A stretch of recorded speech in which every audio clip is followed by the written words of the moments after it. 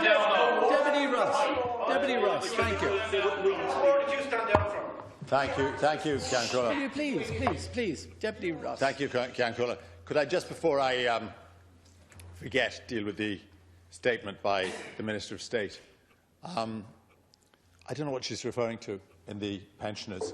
I was one of the people in this House who represented the deferred pensioners of Aer Lingus and the DAA in this House, and those things which the Minister and their government has so ruthlessly imposed on them. So I simply do not know to what she's referring in that. I think she's just got it wrong, but that's all right.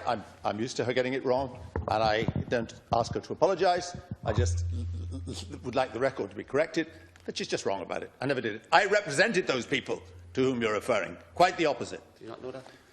The second thing is the statement by Deputy Spring about apparently I had made representations or about people to be put on a semi-state body.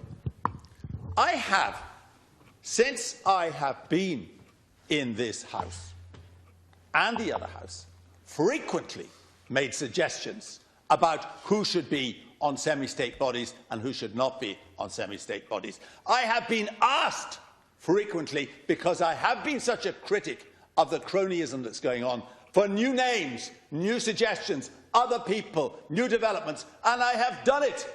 And I am not ashamed of it. But I am not going to name them all here tonight at the whim of Mr. Spring. They are on the record. They are on the record as having been there. Hold on. There is no doubt. And that is exactly why I've done it. It's because of the cronyism and because of the criticism of other government which I've made, because I don't believe that the way that they're being filled at the moment is right, and I do not wish them ever to bypass any process. What I've done is suggested names as alternatives to the cronyism, and I will continue to do that because that is my job. Now, let me get back to the motion, which is so important.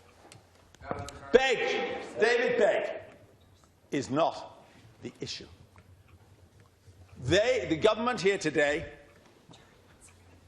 and yesterday have tried to make the virtues, the talents and the merits of David Begg the issue. That is not the issue.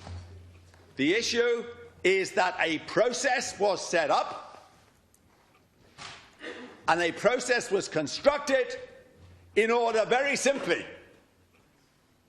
to give the impression that there was some new guide, there were new guidelines to the appointments in semi-state bodies. And the Minister will be aware that this is a 9-page document which was introduced after a lot of palaver, introducing it as some sort of fresh approach to the cronyism which existed before, under this government and under former governments. And it was introduced first in what they call a model by Deputy Brendan Howlin when he said, and I'm just reaching for it here, yes, in September last year, when he said this: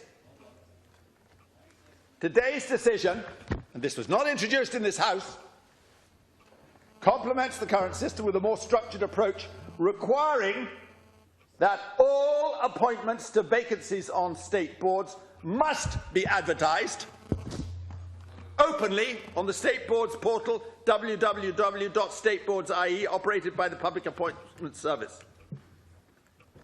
That didn't happen in this case. And yet he announced that that was going to happen. Why did it not happen in this case? It was not. I've read the whole thing, and there is no qualification, Tánaiste, whatsoever in it. The qualifications, you may raise your eyes to heaven, the qualifications, Tánaiste, arose when the final document was produced. But the first document and the preface to it didn't say that we were going to have the old system of political appointments shoved in there by stealth. And you know, all we're asking on this side of the House is this: that David Begg, for all his talents, and he has them, should simply be treated like a normal mortal. What divine right has he got to bypass this process. The reason he gets it is because he's a supporter of the Labour Party.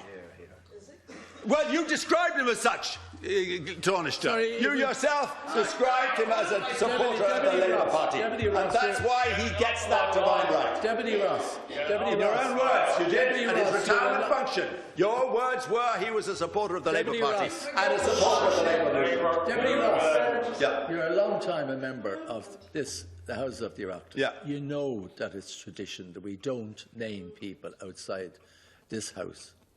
We've been speaking because about... they're not here to defend themselves. Now, you can refer to the appointment, but it's grossly unfair to people who are not here to defend themselves. So please, stick to what you always do. It has been referred to all night, No, well, I'm in the chair now, and it's my duty to protect those who are not members of this House. I take your point. I take your point. Thank you. That's perfectly fair. But the appointee was described outside this House by the Tánaiste as a supporter of the Labour Party.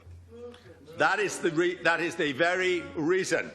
No. Sorry, please stay quiet. Party and movement. On another occasion, you're right, Tánaiste, you described him as a supporter of the Labour movement, but you also described him as a supporter of the Labour Party. That's on record in case. Yeah. So you can't get away with that. But what is so important here is that this particular model you constructed, which camouflaged everything so well, what it did was it's constructed deliberately with a great gaping hole in the middle.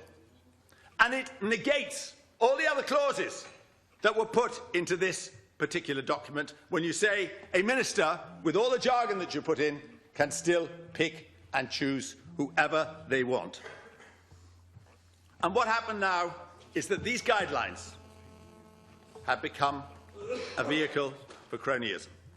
Unfortunately, what can happen, and we've seen 6 examples, I think, in the Daily Mail, others appearing today, which are the preface to what Deputy Claire Daly referred to as a further example of cronyism, which we are going to see in the farewell honours which will be bestowed by this government, because this is only the beginning of a tradition which has been honoured by all governments ever since the foundation of the state. We saw only 2 weeks ago the police authority with an inbuilt bypass so that the minister could make the direct appointments, not by the PAS. And that is what happened. And she also has the right to make the same appointments, to renew them as well when they come up. We saw a week ago an advertisement for judges placed in the newspapers, who will also be appointed, presumably before this government leaves office. And the problem here is that that has not been tackled either. Why hasn't the government, why hasn't it decided that the way they appoint the judiciary should be changed in a way to which they aspired? Instead of that, we've seen